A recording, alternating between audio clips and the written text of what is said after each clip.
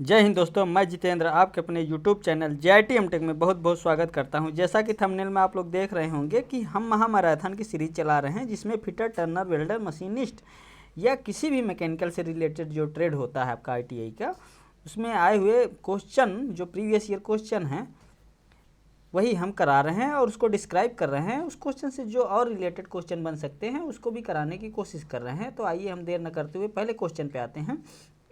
पहला क्वेश्चन हमारा देखिए, एक अच्छे कटिंग फ्लूइड में कौन सा गुण होना चाहिए, नहीं होना चाहिए। अगर आप क्वेश्चन मिस कर देंगे तो कभी कभी गलत हो जाता है और आप ऑप्शन मार के चले आएंगे। तो नहीं होना चाहिए जो अच्छा कटिंग फ्लूइड है।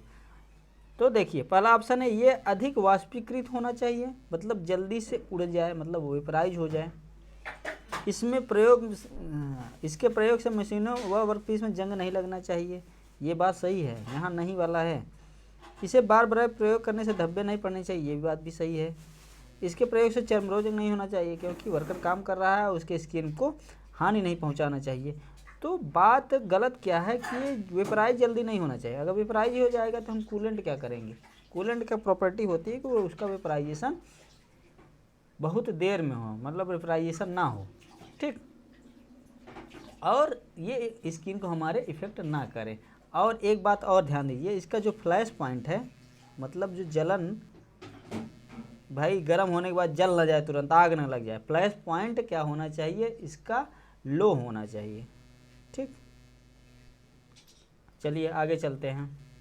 अगला क्वेश्चन है, यहाँ देखिए, हेक्सा द्वारा स्टील की कटिंग करते समय, किसकी कटिंग करना है, स्टील की कटिंग है, कौन सा कूलेंट यूज करते हैं। ध्यान दीजिए, हेक्सा द्वारा स्टील की कटिंग करते समय कौन सा कूलेंट यूज करते हैं। तो cutting oil, grease, lard oil, मिट्टी का तेल। तो कटिंग ऑयल होता है। कटिंग ऑयल में कई क्लासिफिकेशन होता है, ध्यान से समझिए। कटिंग ऑयल में इसको सॉल्युबल ऑयल भी, कटिंग ऑयल क्या होता है, ये सॉल्युबल ऑयल प्लस वाटर का मिक्सचर होता है। और ये कौन से रेशियो में होता है, सॉल्युबल ऑयल 1 होता है और वाटर 20 होता है। ये नॉर्मली होता है, लेकिन ध्यान दीजिए, अलग अलग मशीनों पे काम करते समय इसका रेशियो बदल जाता है। जैसे मिलिंग में क्या होता है, मिलिंग में 1:10 के रेशियो में होता है, ठीक। अभी लेथ वर्क जब करेंगे, लेथ वर्क में क्या होता है, 1:25 के में होता है। क्योंकि जिस ऑपरेशन में जितना ही स्पीड या कटिंग टूल का जितनी ही स्पीड होगी, उसी के अकॉर्डिंग उसमें वाटर मिलाते हैं सॉल्युबल ऑयल में। और यही ग्राइंडिंग में देखेंगे, ग्राइंडिंग बहुत तेज़ी से होता है। तो इसमें ग्राइंडिंग में जो है ये 1:50 के रेशियो में होता है, ठीक। चलिए ये हो गया। तो इसका आंसर आप समझ गए ना, कटिंग ऑयल है। चलिए, कूलेंट यूज वाइल टर्निंग ए कास्ट आयरन। ये क्वेश्चन बहुत फेवरेट क्वेश्चन है, बहुत एग्जाम में आता है और इसका सब लोग जानते हैं कि कास्ट आयरन की कूलिंग करते समय compressed air as a coolant use करते हैं और कुछ नहीं यूज करते हैं, ठीक। तो और चीज़ें जैसे यहाँ दिया है, जैसे केरोसिन दी जाती है, ध्यान दीजिए, केरोसिन एल्यूमिनियम में, ठीक।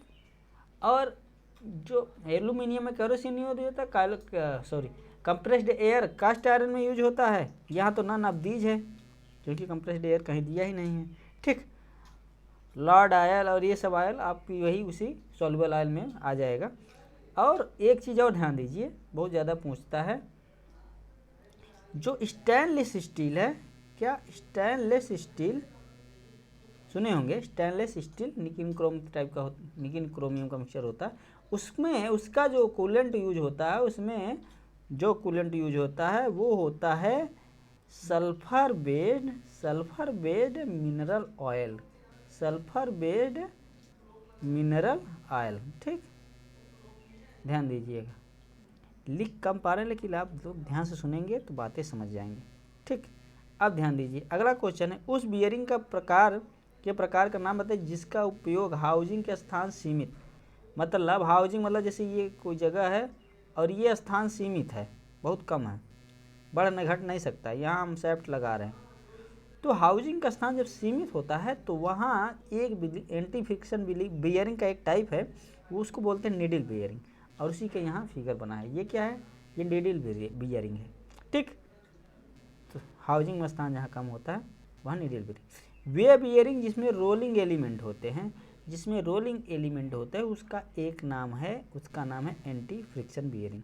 ये देखो यहाँ जितनी बियरिंग बनी है उसमें रोलिंग, यहाँ छर्रे लगे हैं, सिलेंड्रिकल कोन लगे होते हैं ऐसे। तो ये सारे जिसमें भी रोलिंग एलिमेंट होते हैं जो घूमते हैं वो क्या होते हैं, उसको एंटी फ्रिक्शन बियरिंग बोलते हैं। हाइड्रोडायनामिक, हाइड्रोस्टैटिक, ये ग्रीस लुब्रिकेशन, ग्रीस लुब्रिकेशन मतलब ग्रीस भरा होता है ढेर सारा।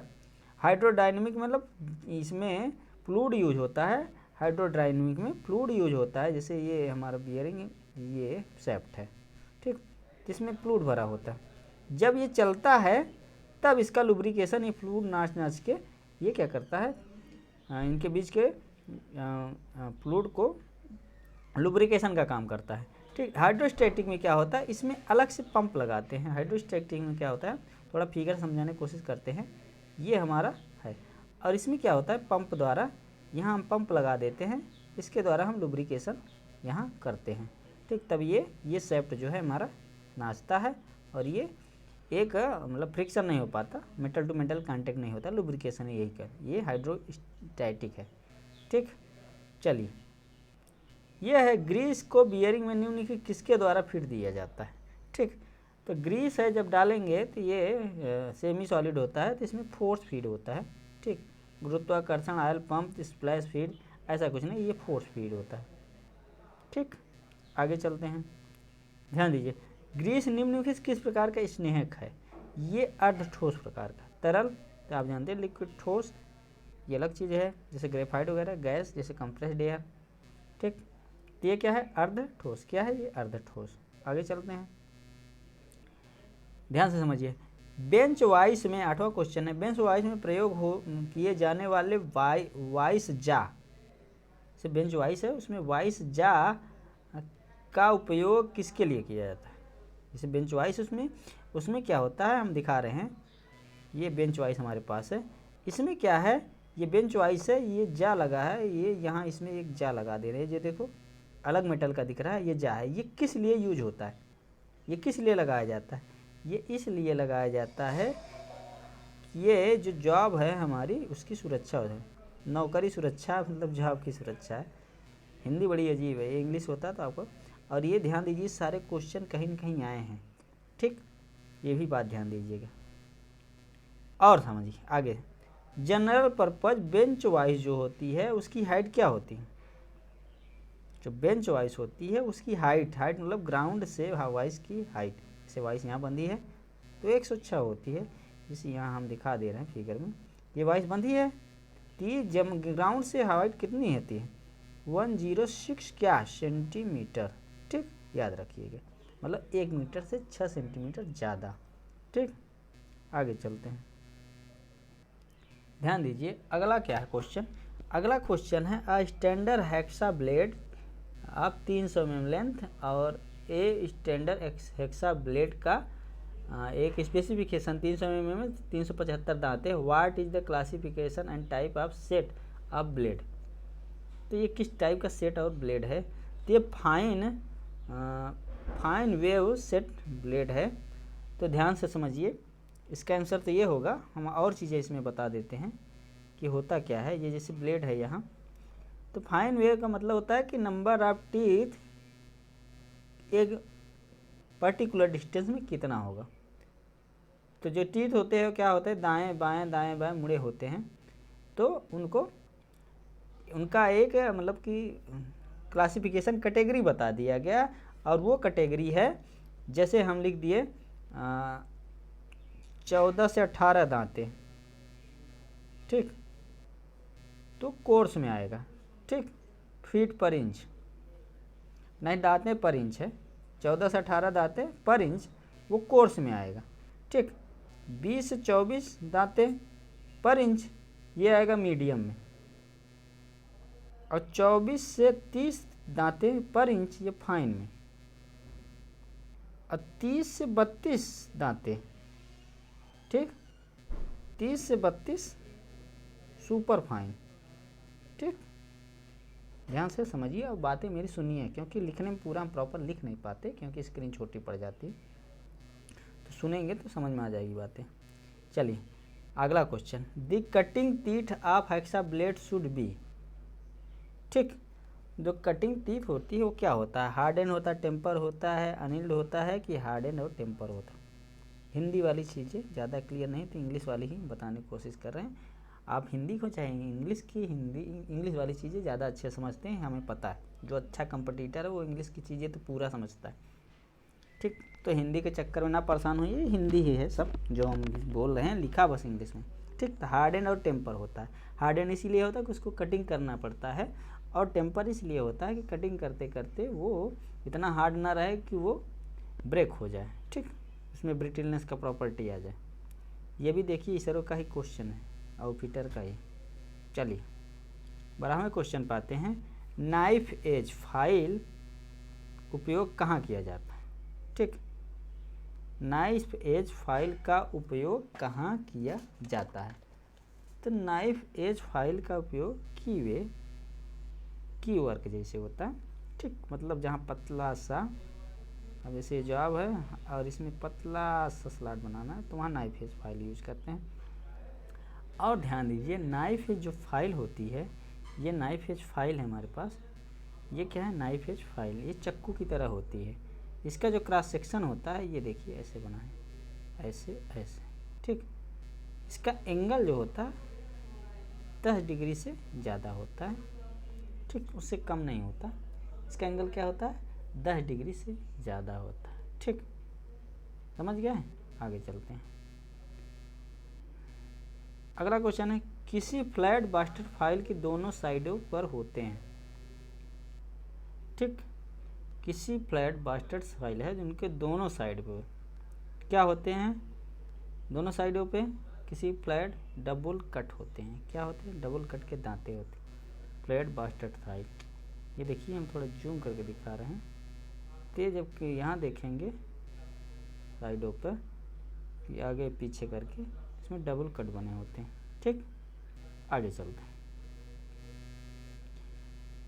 आगे, फाइलों या रेती के बारे में सही कथन का चयन करें। ठीक, तो सही कथन, अब ये लिखा जो है उसमें कुछ चीज़ें मिसिंग है, हम पढ़ रहे हैं, आप लोग ध्यान दें। डबल कट फाइलें सिंगल कट फाइलों के मुकाबले स्टॉक को कम तेज़ी से काटती हैं। ठीक, ये तेज़ी से है। अगला है, डबल कट फाइलें प्राप्त फिनिश हुई सतह सिंगल कट फाइलों की तुलना में बहुत चिकनी होती। ये भी बात गलत है, अगली भी बात गलत है, दोनों बातें गलत है। सिंगल कट फाइलों प्राप्त फिनिश हुई सतह डबल कट फाइलों के प्राप्त हुई चिकनी होती है। जो सिंगल कट फाइलों से अगर आप सतह को स्मूथ कर रहे हैं तो ज़्यादा स्मूथ होती है एज कम्पेयर टू, ये बात सही है। ठीक, बाकी एक सही हो गया तो और गलत है। Single cut file double cut file के समान तो हो ही नहीं सकती। IOP आर्बिनल का क्वेश्चन है, 2021 में आया हुआ है। ठीक, ये यहाँ देखो ढेर सारी फाइलें बनी हैं हमारे पास, single cut, double cut, knife edge, round, half round, दुनिया भर फाइलें हैं, वो आप लोग पढ़े हैं अलग अलग। चलिए आगे, how much amount of metal is removed with help of reamer. Reamer के सहायता से कितना अमाउंट मेटल रिमूव होता है, तो ये आप लोग लर्न करने डाटा वाले क्वेश्चन है। 0.0 to 0.15 mm, कभी कभी इसे 20 से 150 माइक्रोन बोल देते हैं, माइक्रोमीटर जिसको बोलते हैं। ठीक, तो ये बात भी ध्यान रखना, ये बात भी ध्यान रखना। इसमें 10 पावर 3 से भाग देंगे तो ये 20 हो जाएगा, तो ये माइक्रोन में बदल जाएगा। ठीक, आगे चलते हैं। ये वही है फिगर किसका, रीमर का। ये रीमिंग ऑपरेशन हो रहा है, ये देखो पहले से होल बना है और होल को क्या कर रहा है, फिनिश कर रहा है। कितना मीटर हटा रहा है, 0.02 mm से कितना 0.15 इतना mm तक इसका रेंज होता है। चलो आगे चलते हैं। रीमर की लंबाई वाली नली द्वारा बनाए गए कोण को कितना फर्क होता है। ठीक, तो इसमें फ़र्क होता है, ध्यान दीजिए, जो नली वाली बनाए गए कोण में वो होता है 4 से 8 डिग्री। ये डाटा है आपको याद ही करना पड़ेगा। ITI में डाटा ही चीज़ें बहुत होती हैं। ये रीमर का फिगर है। चलिए आगे चलते हैं। A process perform smoothness after drilling और boring for smoothness and accuracy of workpiece known edge, मतलब कोई जॉब है उस पर ड्रिल कर दिया गया, बोर कर दिया गया, तो इस जॉब को स्मूथ, इस होल को स्मूथ प्राप्त करना है तो उसमें कौन सा ऑपरेशन होता है? सभी जानते हैं, रीमिंग ऑपरेशन। रीमर क्या होता है? मल्टी पॉइंट कटिंग टूल होता है। ठीक, ये है रीमर। आगे चलते हैं। बोर से अवस्थित के लिए प्रयोग किए जाने वाले जिग। जब बोरिंग आ रहे हैं, समझिए हिंदी बहुत टफ होती है समझना। अवस्थिति दिया है, ये क्या है समझिए हम क्या बता रहे हैं। तो ये दिया है कि जब बोरिंग में हम ऑपरेशन करते हैं, बोरिंग मशीन में, तो उसमें एक जिग का भी यूज होता है जो जॉब को क्या करता है? होल्ड करता है, पकड़ता है।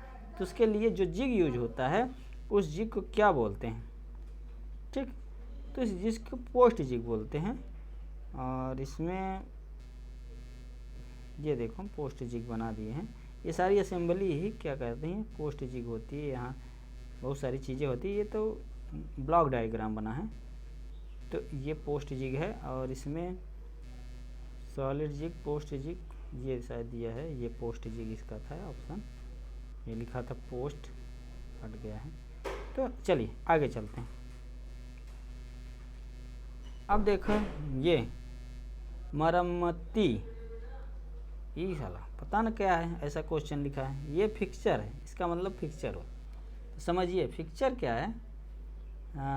फिक्सचर जो है अवयव को क्या करता है, मतलब एलिमेंट को होल्ड करता है और उसको ग्रिप बनाए रखता है। तो ये वाला इसका ऑप्शन सही है। ठीक, ये जिग हो गया और ये फिक्सचर हो गया। ठीक, तो फिक्सचर का काम और जिग है। जिग क्या करता है? जॉब को पकड़ता है, लोकेट करता है, टूल को गाइड भी करता है। लेकिन ये टूल का इसमें कोई गाइड वाइड नहीं करता, ये जॉब को ही पकड़ता है फिक्सचर। ठीक, आगे ये देखिए, ये तो हमको भी समझ नहीं आ रहा, तो इसको थोड़ा नेक्स्ट कर देते, एक क्वेश्चन छोड़ देते हैं। सही टाइप नहीं हो पाया, आगे से ध्यान रखेंगे हम सही टाइप हो जाए, चीज़ें इम्प्रूव कर रहे हैं। Method of increasing the diameter of hole to give depth for socket screw. तो increase diameter of hole socket या स्क्रू के लिए, तो उसको क्या बोलते हैं? उस मेथड को, उसको मेथड को बोलते हैं काउंटर बोरिंग। ठीक, काउंटर बोरिंग। वो कैसे? यूपीआरबीएल का क्वेश्चन है। यहाँ देखिए, ये रीमिंग हो गया, ये टाइपिंग हो गया, थ्रेड काटता है, ये काउंटर बोरिंग हो गया। पहले से जो होल हुआ रहता है, जैसे इतना हुआ, और इस होल को क्या कर थोड़ा और बड़ा कर दें और यहाँ नट का हेड लगा देते, यही है काउंटर बोरिंग, ये वाला ऑपरेशन। ये काउंटर सिंकिंग, देखो कौन शेप होता है इसमें, इस टाइप का शेप बनता है इस वाले में। सेंटर ड्रिलिंग, स्पॉट फेसिंग, ये क्या होता है? जॉब का उभरा हुआ पोर्शन है, उस पर क्या करता है? उसको फेस को उसके मशीन करता है। ठीक, चलिए आगे। ड्रिलिंग ऑपरेशन में काम उठाया जाता है में निम्नलिखित प्रदान किया समांतर ब्लॉक, मतलब समांतर ब्लॉक जो लगाए गए हैं उनको क्या करते हैं? तो वो क्या करते हैं? वर्कपीस को बंकन प्रलय प्रदान करते हैं, मतलब होल्ड करते हैं बेहतर से बेहतर। तो ये वाला नहीं होगा, ये बांधते नहीं, ये बेहतर तरह से ग्रिप करते हैं। ठीक, इसलिए ब्लॉक लगाया जाता है। कहाँ देखो, यहाँ देखो ब्लॉक लगाया गया। ये कटिंग हो रहा है, ये देखो ये पैरेलल ब्लॉक होते हैं। इन ब्लॉक समांतर ब्लॉक हैं, इनसे क्या करते हैं? वर्कपीस को बढ़िया से होल्ड करते हैं, इसकी ग्रिप प्रदान करता है। ठीक, चलो lower speed range of drilling is use for, जब ड्रिलिंग करेंगे और स्पीड धीरे रखेंगे तो क्या होगा? बेटर फिनिश आएगी। ठीक, अच्छी फिनिश आती है। ठीक है, चलिए आगे चलते हैं। ये ड्रिलिंग ऑपरेशन है, ये वर्कपीस है। ठीक, चलिए, मोस्ट टेपर नंबर 1 में क्या होता है? मोस्ट टेपर में ध्यान दीजिए, नंबर 1 में इसमें क्या है कि ये 0.5986 इंच पर फुट होता है। क्या होता है? 0.598 इंच पर फुट। ये मोस्ट टेपर का 1 इंच में इतना इंच 1 फुट में होता है। क्या? टेपर। ध्यान दीजिए, और इसको एक तरह ऐसे भी लिख सकते हैं, 5/8 इंच पर फुट। कभी कभी ये ध्यान दीजिए इस टर्म में भी आ जाता है। ठीक, चलिए आगे चलते हैं। ये देखो हमारे पास सेंटर है, इसमें टेपर दिया गया है, यहाँ टेपर दिया गया, वही मोस्ट टेपर ही है। चलिए, चूज, ध्यान से, choose a drilling machine for drilling multiple hole of larger diameter. मतलब बड़े व्यासों के बहुल छिद्रों प्रवेदन के लिए मशीन का चयन करें। तो कुल मिला के ध्यान समझिए, हम ये कहना क्या चाह रहा है कि कोई मशीन है, ठीक, और बहुत बड़े बड़े उसमें होल करने और ढेर सारे होल करने, मशीन से जॉब में, ठीक, तो इसमें होल करने हैं, ये सारे होल करने हैं जॉब में, तो उसके लिए कौन सी मशीन प्रेफर की जाती है? तो सबसे अच्छी होती है इसमें रेडियल ड्रिलिंग मशीन। ठीक, और ये रहा रेडियल ड्रिलिंग मशीन का फिगर। ठीक, इसी के साथ वीडियो ख़त्म करता हूँ। आशा है कि अच्छा है, अगले बार से और इम्प्रूव होगा। तो चैनल को सब्सक्राइब न किया हो तो सब्सक्राइब कर लीजिए और मित्रों को शेयर करिए, हमें मोटिवेट करिए। वीडियो ख़त्म करता हूँ। जय हिंद।